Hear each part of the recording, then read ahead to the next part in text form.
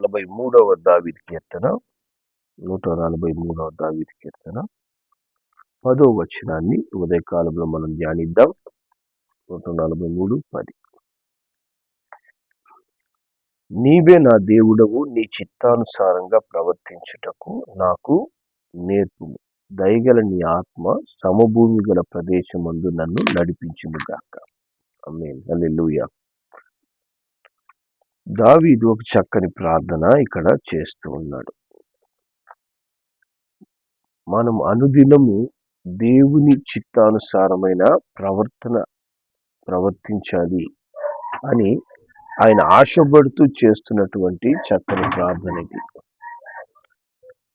ఆయన ప్రార్థనలో దేవా నీవు నన్ను ఆశీర్వదించు, లేదా నీవు నన్ను గొప్ప చేయి, లేదా దేవా నాకు జయమివ్వు, నన్ను బలపరచు, ఏమీ ఆయన ప్రార్థన చేయడం లేదు. ఆయన ఏమంటున్నాడంటే, దేవా మరి నీ చిత్తానుసారంగా ప్రవర్తించుట నాకు నేర్పు అంటున్నాడు. హల్లెలూయా. దేవుని నామానికి మహిమ కలుగును గాక.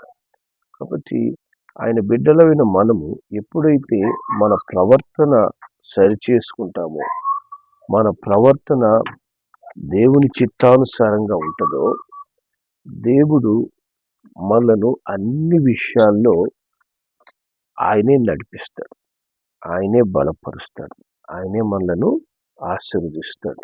హల్లెలూయా.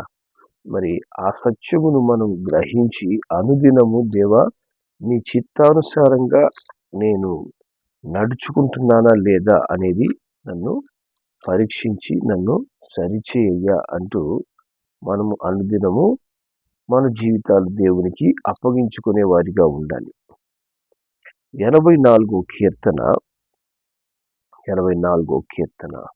11వ వచనం దేవుని వాక్యం ఇక్కడ చెప్తుంది. దేవుడైన యెహోవా సూర్యుడును కేడమునై ఉన్నాడు. యెహోవా కృపయు ఘనతయు అనుగ్రహించును. యథార్థముగా ప్రవర్తించు వారికి ఆయన ఏ మేలుయు చేయక మానడు. కాబట్టి మనం ఎప్పుడైతే దేవుని ఎదుట యథార్థముగా ప్రవర్తిస్తామో, దేవుని దృష్టికి యథార్థమైన జీవితం మనం జీవిస్తామో, ఆయన మేలు చేయకుండా ఉండడంట. ఆయన నిశ్చయముగా మేలు చేయవాడై ఉన్నాడు. ఆయన నీ జీవితాన్ని మేలుతో తృప్తిపరుస్తాడు. నేను యథార్థంగా ఎందుకు జీవించాలా, నేను ఎందుకు మరి దేవుని చిత్తానుసారంగా ప్రవర్తించాలా? ఈ లోకంలో ఉండేవాళ్ళు వాళ్ళ ఇష్టానుసారంగా ప్రవర్తిస్తున్నారుగా, మరి నేను మటుకు ఎందుకు మంచిగానే బ్రతకాలి అంటే, దేవుడు యథార్థంగా జీవించేవారిని, యథార్థంగా ప్రవర్తించే వారిని ఇష్టపడతాడు. యథార్థంగా ప్రవర్తించే వారికి దేవుడు మేలు చేస్తాడు. హల్లెలూయా. దేవుని నామానికి మహిమ కలుగును గాక. కాబట్టి మన ప్రవర్తన ఎప్పుడు కూడా పరీక్షించుకుంటూ ఉండాలి. అందుకే దావీదు ఇంకొక చక్కని ప్రార్థన చేస్తాడు. 19వ కీర్తనలోకి మనం వెళ్తే 19వ కీర్తన 14వ వచనం. యెహోవా నా ఆశ్రయ దుర్గమా, నా విమోచకుడా, నా నోటి మాటలు నా హృదయ ధ్యానము నీ దృష్టికి అంగీకారమగునుగాక. కాబట్టి మన ప్రవర్తన సరిచేసుకునే విధానము ఇక్కడ దావీదు చెప్తున్నాడు. ఏంటంట, మన ప్రవర్తన బట్టి మన నోటి మాటలు ఉంటాయి, మన ప్రవర్తనను బట్టి మన హృదయ ధ్యానం ఉంటుంది. కాబట్టి మన నోరు వ్యర్థమైన మాటలు మాట్లాడుతున్నాయంటే మన ప్రవర్తన సరిగా లేదు. హృదయం నిండింది, నోరు మాట్లాడుతుందంట. కాబట్టి మన నోటి మాటలు ఎప్పుడైతే పవిత్రంగా ఉంటాయో మన ప్రవర్తన అంత పరిశుద్ధంగా ఉంటుంది. కాబట్టి మన ప్రవర్తన బాగుండాలి అంటే దావీదుకి 2 సరిగా ఉండాలని అర్థమైంది. ఏంటి? నోటి మాటలు సరిగా ఉండాలి, మన హృదయపు ఆలోచనలు సరిగా ఉండాలి. అప్పుడు నేను దేవుని చిత్తానుసారంగా నడవగలను, దేవునికి మహిమ తెచ్చేవాడిగా నేను జీవించగలను అని ఆయన ప్రార్థిస్తూ ఉన్నాడు. దేవుణ్ణి అడుగుతూ ఉన్నాడు, నా నోటి మాటలు సరిచేయనైనా నా హృదయ జ్ఞానము కూడా సరిచేయి. ఎందుకంటే మరి పైకి ఒక మాట మాట్లాడుతూ హృదయంలో కపటం పెట్టుకొని ఉంటారు. హృదయంలో కీడును ఆలోచిస్తుంటారు. కాబట్టి నా హృదయము సరిగా ఉండాలి. నా నోటి మాట సరిగా ఉండాలి. ఇవి రెండింటినీ దేవుడు గమనిస్తాడు. మన అంతరంగాన్ని చూసే దేవుడు ఆయన. మన నోటి మాటలు బట్టి ఆయన ప్రతిఫలం ఇచ్చే దేవుడు. నీ నోటి ఫలాన్ని నువ్వు అనుభవిస్తూ ఉంటాడు దేవుడు. కాబట్టి మన నోటి మాటలు ఎప్పుడైతే పరిశుద్ధంగాను, మన నోటి మాటలు మనకు మేలుకరంగాను మనం మాట్లాడతామో, దేవుడు నీ మాటలు బట్టి నిన్ను ఆశీర్వదిస్తాడు. అలాగే మన యొక్క హృదయపు ఆలోచన అది ఎప్పుడైతే దేవుని దృష్టికి అంగీకారంగా ఉంటుందో, ఆ ఆలోచనలను చూస్తున్న దేవుడు దాన్ని బట్టి మనకు మేలు చేసే దేవుడై ఉన్నాడు. హల్లెలూయా. మరి సామెతల గ్రంథము 3వ అధ్యాయము, సామెతల గ్రంథం 3వ అధ్యాయము 6వ వచనం, దేవుని వాక్యం చెప్తుంది, నీ ప్రవర్తన అంతటి యందు ఆయన అధికారమునకు ఒప్పుకొనుము, అప్పుడు ఆయన నీ త్రోవలను సరళము చేయును. హల్లెలూయా. కాబట్టి మనకు మన త్రోవలు లేదా మన జీవితం, మనం ఎదుర్కొంటున్నటువంటి పరిస్థితులన్నీ కూడా సరళముగా మారాలంటే, అంటే మనకు అన్ని అనుకూలంగా మారాలంటే మనం చేయాల్సిన పని ఏంటంటే, మనం చేయాల్సింది ఏంటంటే మన ప్రవర్తన మార్చుకోకుండా గంటల తరబడి ప్రార్థన చేయడం వల్ల ఏ మేలు జరగదు. మన జీవితపు మార్గాలు సరళమవ్వాలంటే మనం చేయాల్సిన పని ఏంటంటే, మన ప్రవర్తన అంతటి యందు ఆయన అధికారమునకు ఒప్పుకో. అంటే ఏంటి? ఆయన చెప్పిన మాట చెయ్యి. ఆయన చెబుతున్నటువంటి మాట మనకి ఎలా తెలుస్తుంది? దేవుని వాక్యంను మనం ధ్యానిస్తున్నప్పుడు దేవుడు మనతో మాట్లాడతాడు. దేవుడు సరి చేసుకోమని చెప్తాడు. దేవుడు ఆయన చిత్తానుసారంగా జీవించమని చెప్తుంటాడు. కాబట్టి మనము ఎప్పుడైతే ఆయనకు మన జీవితాన్ని అప్పగించుకుంటామో, ఆయన చిత్తానికి మన ప్రవర్తనను అప్పగిస్తామో, అప్పుడు దేవుడు అంటున్నాడు, నీ పరిస్థితులన్నీ నేను నీకు అనుకూలంగా మారుస్తాను, సరళము చేస్తాను. హల్లెలూయా. నీకు ప్రతిదీ మేలుగానే నేను మారుస్తాను. మన జీవితము మరి సమస్యలతో ఇరుక్కొని ఉన్నట్లయితే ఆ సమయంలో మనం చేయాల్సిన పని ఏంటి? మొట్టమొదట మన ప్రవర్తన సరి చేసుకోవాలి. మన ప్రవర్తనను దేవునికి అప్పగించాలి. దేవా, మొట్టమొదట నాలో ఏదన్నా తప్పు ఉందా అంటూ దావీదు పరీక్షించుకున్నట్లు దేవునికి మన ప్రవర్తనను అప్పగించి పశ్చాత్తాపపడి దేవుని యొద్ద సమాధాన పడినప్పుడు దేవుడే మన పరిస్థితులను సరిచేయడము ప్రారంభిస్తాడు. హల్లెలూయా. దేవుని నామానికి మహిమ కలుగును గాక. మరి 2వ అధ్యాయము, సామెతలు 2వ అధ్యాయము 8వ వచనం మనం చదువుదాం. 2:8. న్యాయము తప్పిపోకుండా ఆయన కనిపెట్టును, తన భక్తుల ప్రవర్తనను ఆయన కాస్తాడంట. హల్లెలూయా. కాబట్టి తనందు భయభక్తులు కలిగిన వారి యొక్క ప్రవర్తనను ఆయన ఎప్పుడు కూడా సరి చేస్తుంటాడు. ఆయనకు మనం ఎప్పుడైతే మన జీవితాన్ని అప్పగించుకొని దేవుని భయం భక్తి కలిగి ఉంటామో, మనము తప్పటడుగులు వేయడానికి అవకాశం వచ్చిన ప్రతిసారి దేవుడు ఏం చేస్తాడంట? కాస్తాడంట. అనేక సార్లు మనము శోధనల్లో, మరి సమస్యల్లో, మరి అపాయాల్లో మనం పడిపోతున్నటువంటి ఇరుక్కుంటున్నటువంటి పరిస్థితిలో మనం వాటి నుంచి తప్పించబడతాం.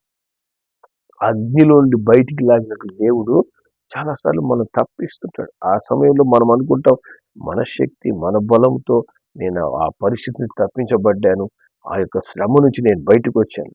దేవుడు అంటాడు, నేను నీ ప్రవర్తన కాస్తాను. ఎప్పుడు? నీ ప్రవర్తన నాకు అప్పగించుకుంటున్నప్పుడు నేను నిన్ను కాపాడుతాను. తన భక్తుల ప్రవర్తనను కాపాడుతాడంటారు. చూడండి, లోకంలో మనుషులు మనం గమనిస్తే ఇప్పుడు ఏమైపోతున్నారంటే, మనము కోపంగా ఏమన్నా మాట్లాడితే వెంటనే తిరుగుబాటు స్వభావం. చిన్న చిన్న విషయాలకి పెద్ద గొడవలు జరిగిపోతున్నాయి. మరి మనుషులు కారణం లేకుండా ఒకరినొకరు చంపుకునే పరిస్థితులు వస్తున్నాయి. కానీ మనకు నెమ్మదిగా ఉండడం, ప్రశాంతంగా జీవించడం, సమాధానంతో ఉండడం, ఎవరు ఆ ప్రవర్తనను మనకి ఇస్తున్నారు? అది మన ప్రవర్తన కాదు. మన నిజమైన ప్రవర్తన చాలా విరోధమైన స్వభావం. దేవుని వాక్యానికి విరోధమైన ప్రవర్తన మనది. కానీ దేవుడు ఏం చేస్తున్నాడంట? ఆయన యందు మనకు భయము భక్తి ఉంది కాబట్టి మనము చెడు చేయకుండా, తప్పు చేయకుండా మన ప్రవర్తనను కాస్తాడంట. హల్లెలూయా. మన ప్రవర్తనను సరిచేసి ఆయన న్యాయముగా నువ్వు జీవించినట్లు, న్యాయమైన పని చేయనట్లు దేవుడు నిన్ను కనిపెడతాడు. హల్లెలూయా. దేవుడి నామానికి మహిమ కలుగును గాక. ఆ విధంగా నిన్ను కనిపెట్టి దేవుడు ఏం చేస్తాడు? చూడండి, యెషయా గ్రంథము 57వ అధ్యాయం. యెషయా గ్రంథం 57వ అధ్యాయం 18వ వచనం మనం చదువుదాం. 18వ వచనం. మరి నేను వారి ప్రవర్తనను చూచి తిని వారిని స్వస్థపరచుదును, వారిని నడిపించుదును, వారిలో దుఃఖించు వారిని ఓదార్చుదును.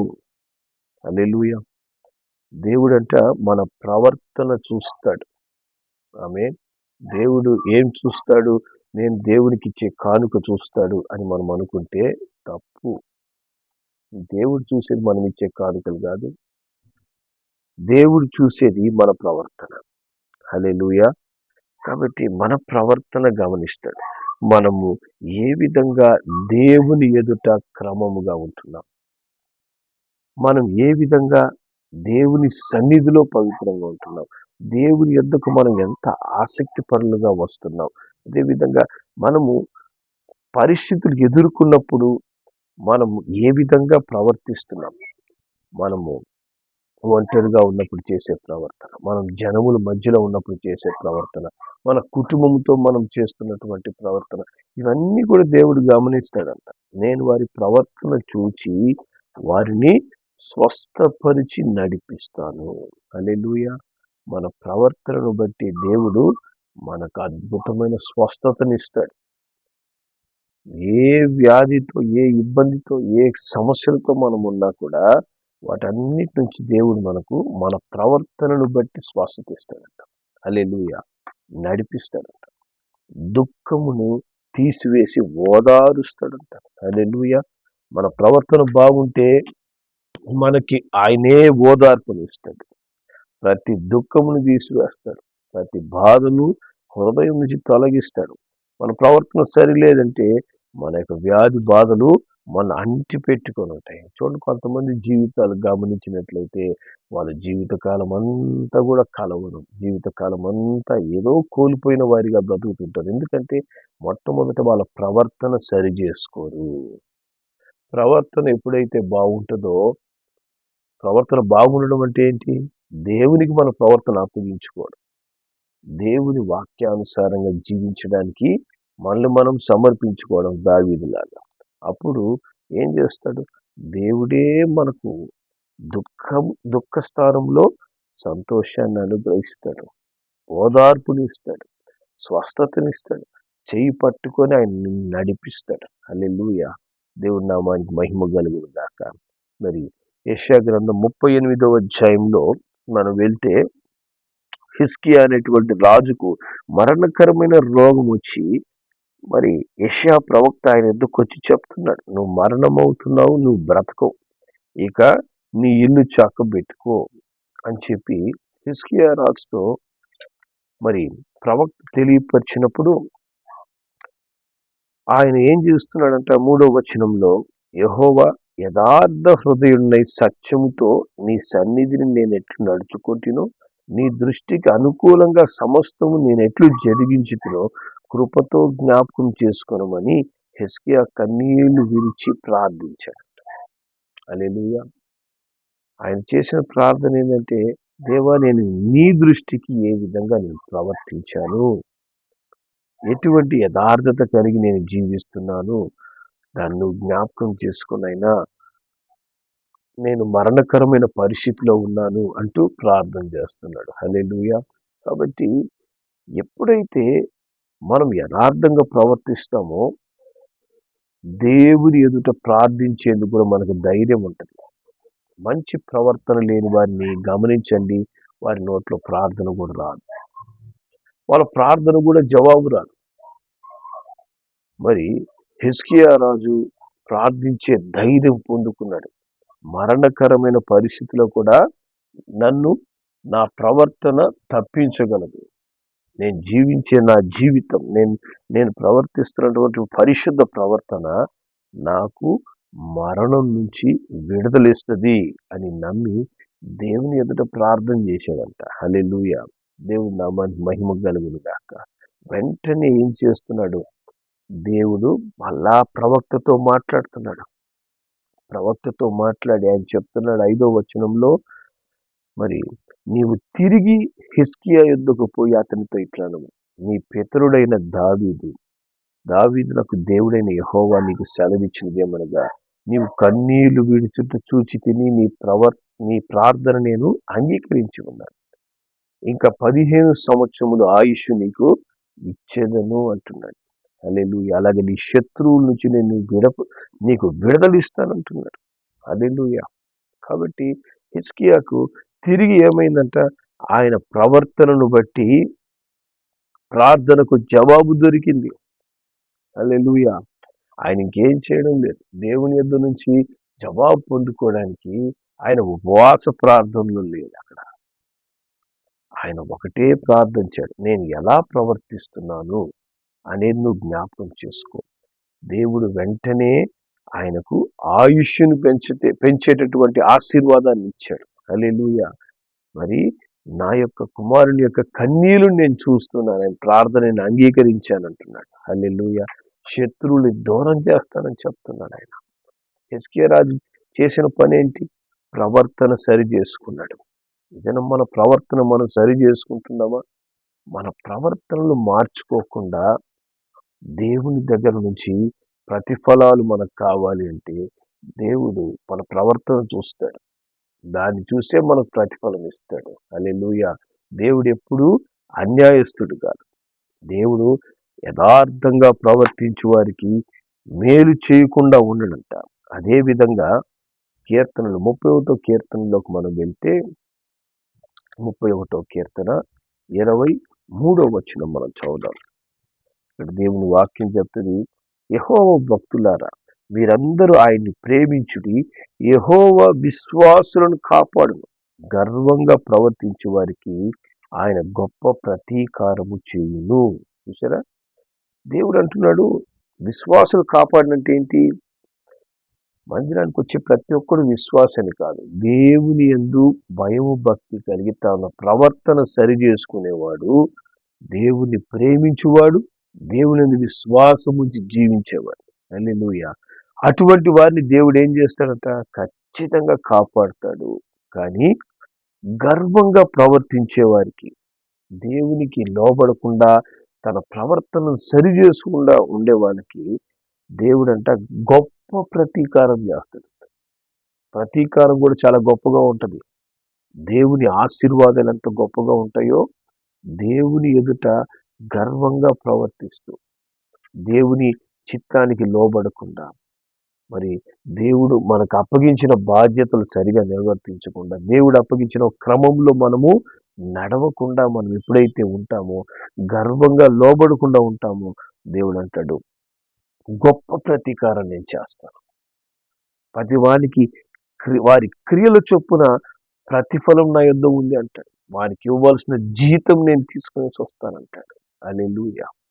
కాబట్టి దేవుని బిడ్డలైన మనము ప్రతిరోజు గమనించుకోవాల్సింది ఏంటంటే, మరి ప్రతి ఉదయకాలం మనం ఏం చేస్తాము, అద్దం ముందు నిలబడి మన ముఖమును చూసుకుంటుంటాం. మన ముఖం ఎట్లా ఉంది, మరి మన ముఖం ఫ్రెష్గా ఉందా, మనం జాగ్రత్తగా సిద్ధపడి రెడీ అవుతుంటాం. దానికంటే కూడా మన అంతరంగ ముఖమును ఒకసారి మనం పరీక్షించుకోవాలి.